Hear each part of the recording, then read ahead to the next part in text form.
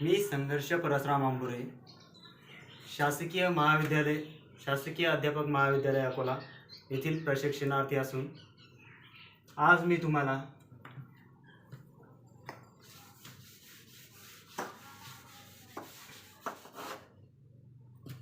दिनांक 31/7/2021 विषय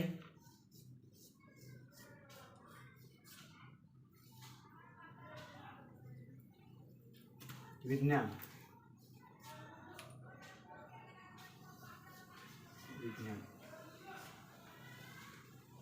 वर्ग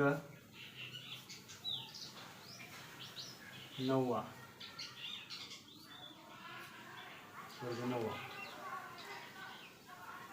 आजचा आपला घटक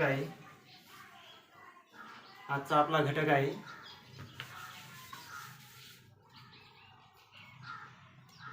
कार्य आणि ऊर्जा।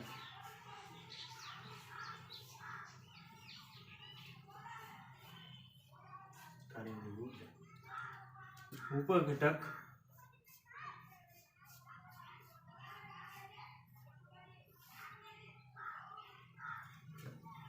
कार्याविषयी माहिती।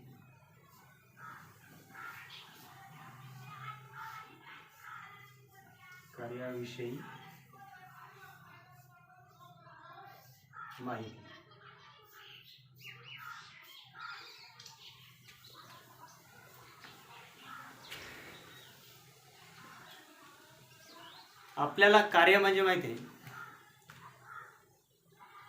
कार्य म्हणजे आपण आपल्या सभोवताली ज्या क्रिया घडत असतात त्याला आपण कार्य समजत असतो। उदाहरणार्थ झालं तर मी तुम्हाला एक चार्ट दाखवतो, त्याहून तुमच्या चांगल्या प्रकारे लक्षात येईल।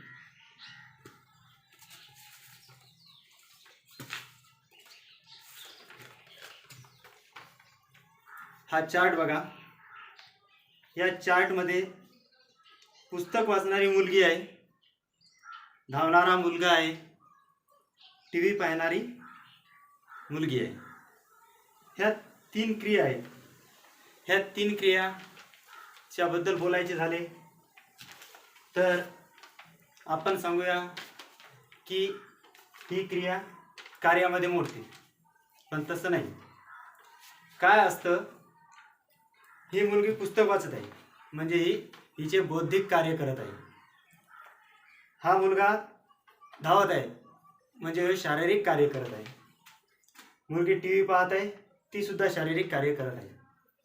आपण सर्व असेच समजतो की आपण जे कोणतेही कार्य करतो, बौद्धिक शारीरिक कोणतीही कृती करतो, उदाहरणार्थ झाले हे आपण चार्टमध्ये बघितलेलेच आहे। तर कार्याची ही व्याख्या आपल्या भौतिकशास्त्रामध्ये वेगळ्या प्रकारे आहे। तर ती कशा प्रकारे आहे त्याच्याबद्दल आपण जाणून घेऊया। चला तर बघूया कार्याबद्दलची माहिती। हे मी मोडून टाकतो।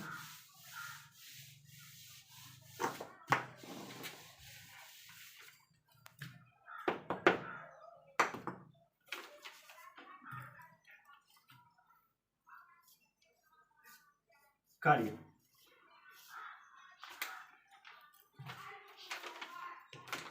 पुस्तक वाचणारी मुलगी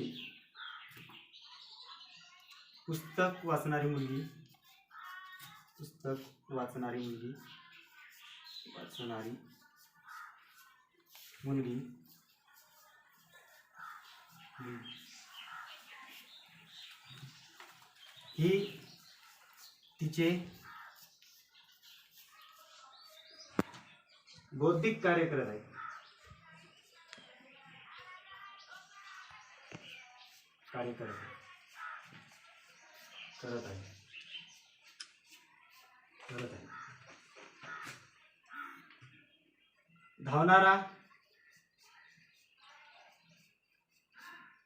धावणारी व्यक्ती शारीरिक कार्य करत आहे।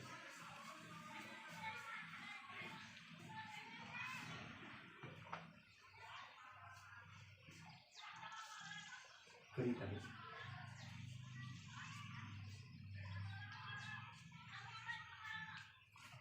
ह्या गोष्टी आपण चार्टमध्ये पाहिलेल्या आहेत. यावरूनच आता आपल्याला भौमितिक व्याख्या लिहायची. कोणत्याही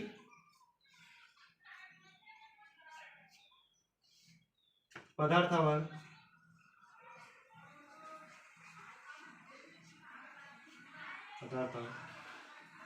बल प्रयुक्त केले असता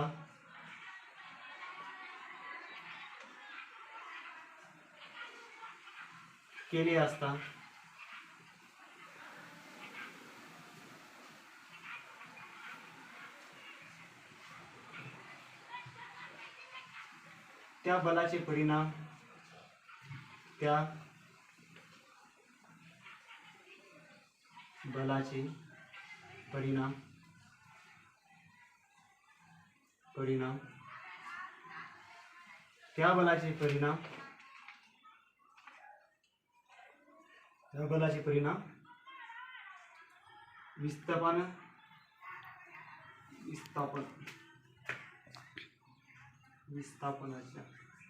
विस्थापनाच्या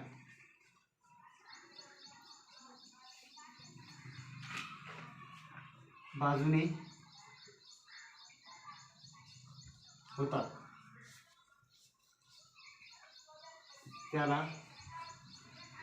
त्या क्रियेला आपण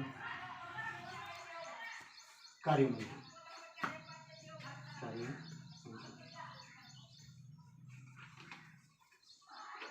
ही झाली याची भौतिक व्याख्या. कोणत्याही पदार्थावर बल प्रयुक्त केले असता त्या बलाचे परिणाम विस्थापनाच्या बाजूने होतात त्या क्रियेला आपण कार्य असे म्हणतो. आता याचा फॉर्म्युला लिहून घेऊया आपण.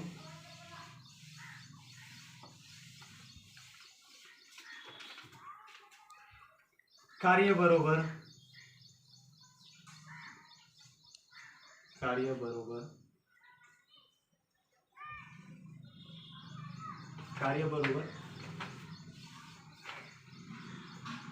बल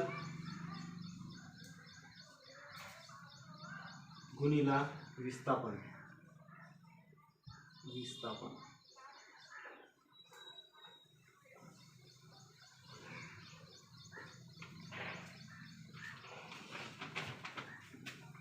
जे बाहेरील बल आपण लावलेले आहे त्या बलामुळे एका जागेहून हे डस्टर आहे समजा इथून हे आपले डस्टर आहे.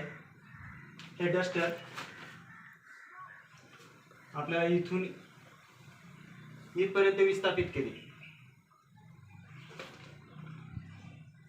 हे डस्टर आपण या बाजूने विस्थापित केले.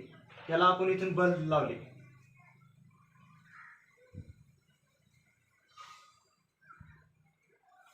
कळतंय आता. याला आपण असे ढकलले ते या इथपासून असे या साईडला विस्थापित झाले. ही जी क्रिया आहे याला आपण कार्य असे म्हणतो.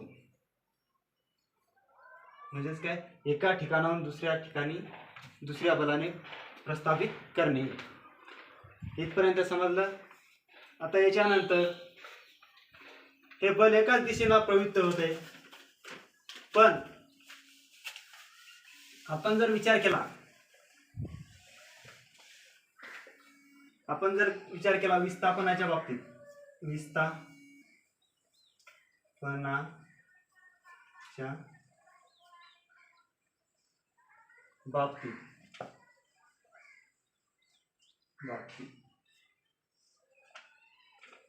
विस्थापनाच्या बाबतीत बोलायचे झाले तर विस्थापन म्हणजे इंग्लिशमध्ये त्याला डिस्प्लेसमेंट म्हणतात.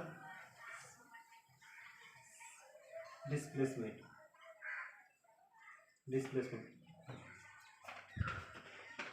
आता एक कृती घेऊया आपण.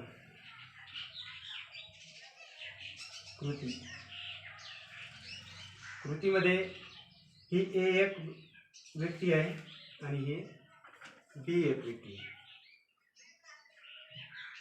ही ए व्यक्ती इथपासून इथपर्यंत जे हे करते याला त्वरण निर्माण करत असते. या तोरणाबद्दल तुम्हाला माहिती आहे. आता याच्यानंतर बघायचं आहे विस्थापनाच्या बाबतीत. विस्थापन ही एक व्यक्ती, गृहीत धरा ही एक व्यक्ती. आपण याच्याबद्दल चार्ट बघूया. हा चार्ट बघून घ्या. या चार्टमध्ये काय दर्शवलेले आहे तुम्हाला जाणवते. तर यामध्ये एक व्यक्ती आहे, आपण इथे अशी गृहीत धरूया. ही व्यक्ती चार्टवरची एक लहान मुलगा जो असतो आपल्या घरी जो खेळत असतो, तो आपण त्याला गाडीला दोरी बांधून देतो आणि त्याला सांगतो की हे खेळ. तो घेतो आपला आणि रस्त्याने ते ओढत ओढत चालायला लागतो. मग आपल्याला त्या कृतीवर कोणते बल प्रवृत्त झाले याची माहिती घ्यावी लागेल ना. मग ही माहिती घेण्याकरता आपल्याला काही नियम आहेत. ते एका दिशेत असे अगोदर आपण असं पाहिलं की विस्थापित होते एका दिशेत, हे सरळ एका दिशेत विस्थापित झाले. पण ते बल तसे प्रवृत्त न होता ते या प्रकारे होते, ते आपण बघूया आता. त्यामध्ये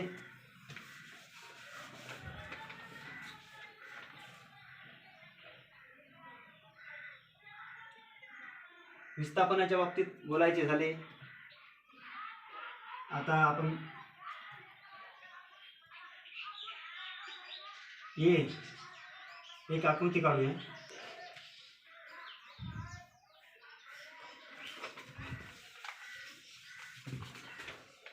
हे बघा,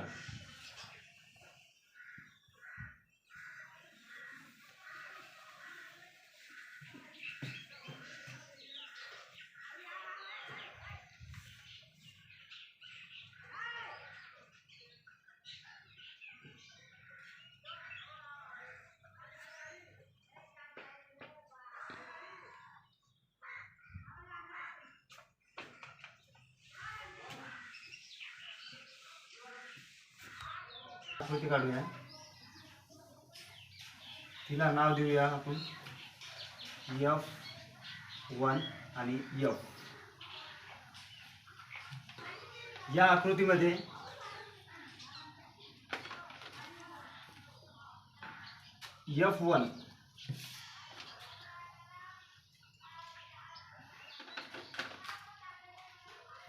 F1 बरोबर काय असते. F1 बरोबर काय असते तर F1 आपण गृहीत धरूया की हा स्थिती समांतर बल. स्थिती समांतर बल जे की ते आपण विस्थापनाच्या दिशेने असते. आणि F बरोबर आपण नाव देऊया F ला आपण प्रयुक्त केलेले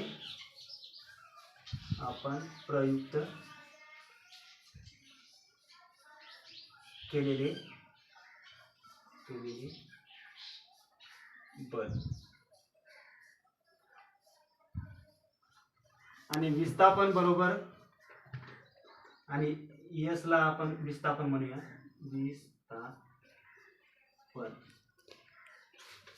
विस्थापन म्हणूया.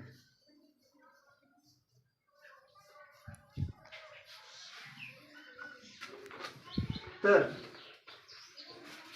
तो जो चार्ट मध्ये बघा, ही जी गाडी ओढणारी व्यक्ती आहे तर ती स्थिती समांतर बल प्रयुक्त करत नसते, कारण की ती विस्थापनाच्या दिशेने हे नसते.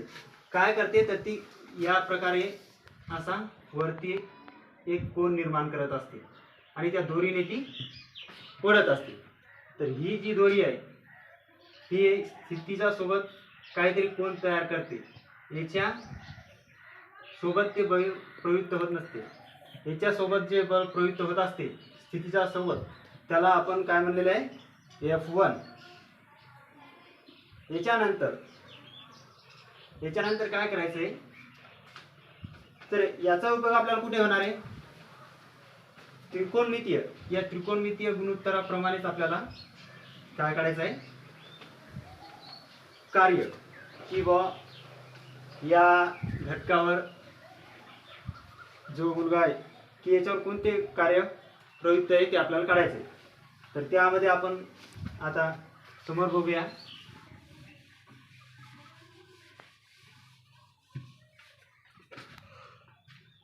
हा इथे कोण तयार झाला, हा त्याला आपण त्याच्या अगोदर आपण F1 विषयी माहिती घेऊया. वर्क बरोबर काय असते आपलं, आपल्या व्याख्येनुसार बल, इथे बल कोणतं लावलेलं आहे आपण, हे वरच्या ठिकाणी जे बल लावलेले आहे त्याला आपण काय म्हणाले, F. समांतर विस्थापनाच्या समांतर दिशेने लावलेले बल कोणते आपले, F1 बरोबर हे. आणि याला गुणिला काय असते, विस्थापन. विस्थापन म्हणजे आपण अगोदरच लिहून घेतलेलं आहे, आपण S म्हणलेलं आहे विस्थापनाला, बरोबर S. याला आपण समीकरण 1 असे म्हणूया, समीकरण 1 असे म्हणूया. या समीकरणामध्ये आता काय होते, हे समीकरण 1 झालेलं आहे. त्याच्यानंतर आता आपण बघूया कॉस थिटा, हा जो अँगल निर्माण झालेला आहे. आता आपण त्रिकोणमितीय गुणोत्तरानुसार या कार्याचा आढावा घेणार आहोत. तर त्रिकोणमितीय गुणोत्तरानुसार कॉस थिटा बरोबर असते, कॉस थिटा बरोबर काय असते, तर कॉस थिटा बरोबर असते लगतची बाजू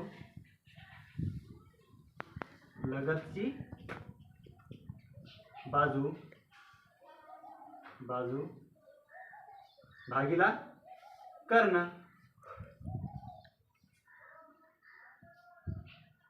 तर आपली लगतची बाजू काय आहे, F, भागीला कर्ण कोणता आहे आपला, हा कोणता, स्मॉल f, बरोबर काय असते, कॉस थिटा. झालं. तर कॉस थिटा बरोबर स्मॉल s बरोबर काय असते, कॉस थिटा आणि s आणि F, हे झालं त्याचं त्रिकोणमितीय गुणोत्तर. आता याच्या पुढे त्रिकोणमितीय गुणोत्तर बघितले आपण. आता आपल्याला बघायचे आहे धन, ऋण आणि शून्य कार्य. समजा आपण या ठिकाणाहून या ठिकाणी सरळ रेषेत जात आहोत, म्हणजे विस्थापनाच्या दिशेने, विस्थापनाला समांतर अशा दिशेने, तेव्हा तिथे अँगल कोणता असतो, सरळ जातो तेव्हा आपला 0 अँगल असतो. मग 0 अँगल असला तर त्याची कार्य काय असणार आहे, 0. लिहून घेऊया आपण आकृती, आता मोडून टाकतो मी.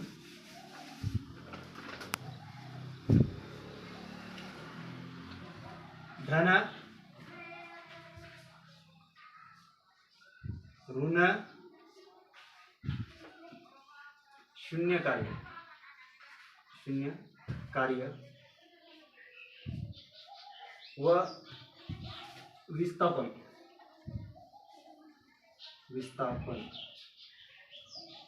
यातील संबंध.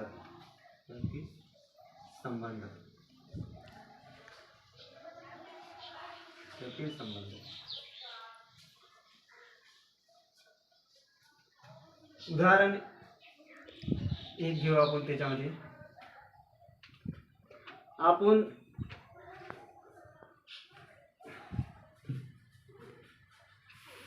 जर आपले कार्य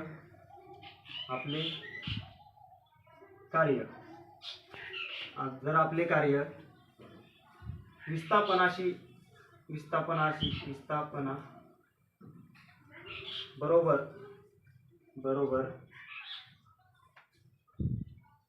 0 0 अंशाचा कोण करत असेल, 0 अंशाचा कोण करत असेल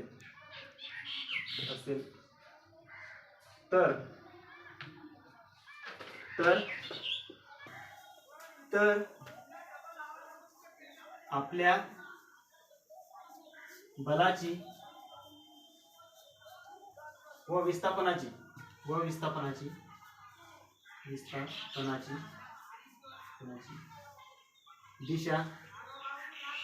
दिशा एकच असते.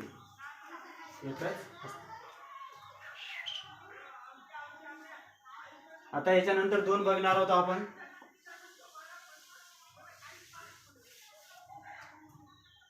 2 मध्ये जर बल आणि विस्थापन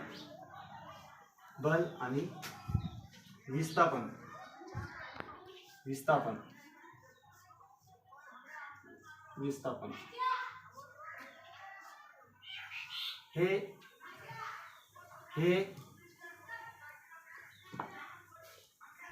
जर विरुद्ध दिशेला होत असेल,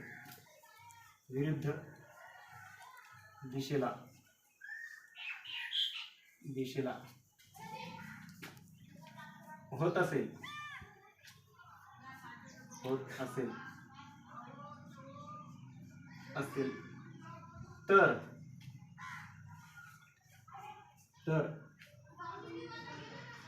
त्यामधील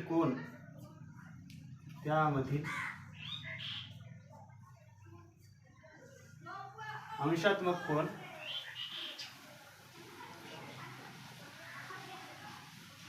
कोन 180 अंश असतो. तर बघा आता यामध्ये जर बल आणि विस्थापन हे जर विरुद्ध दिशेला होत असेल, एकमेकाच्या असे विरुद्ध दिशेला जात असतील, इकून एक याला आणि इकून एक याला, तर त्यामध्ये अंशात्मक कोन हा कितीचा असला पाहिजे, 180 अंशाचा. आणि आता तिसरा आहे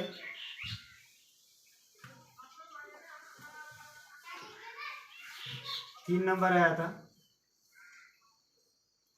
जर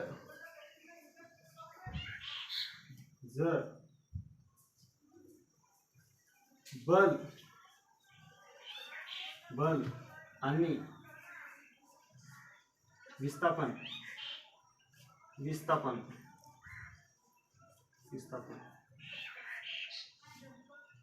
हे एकमेकाच्या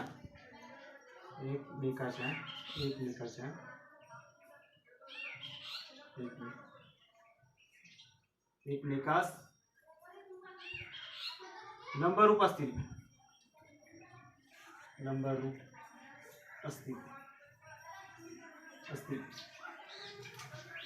किंवा 90च्या कोनात असतील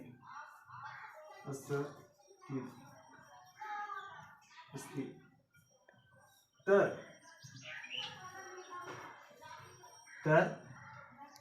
त्याला शून्य कार्य असे म्हणतात. त्याला शून्य कार्य असे म्हणतात. आणि आता याच्यामध्ये लिहा आता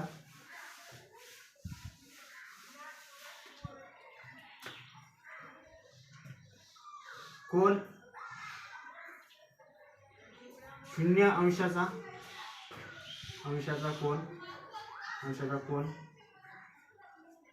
कोन हा धन कार्य दर्शवतो. दर्शवतो.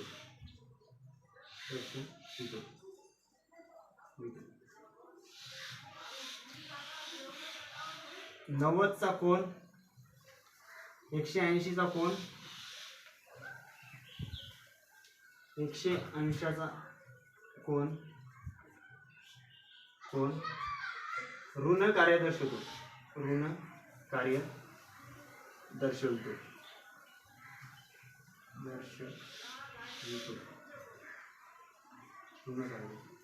चा कोण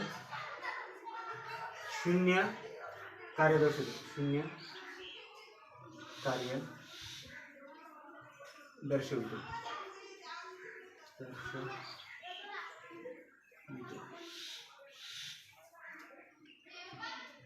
आज आपण बघितलेले घटक आहेत, त्याचे चांगल्या प्रकारे रिव्हिजन करा, तुम्हाला ते समजून जाईल. त्यामध्ये एक आहे कार्य.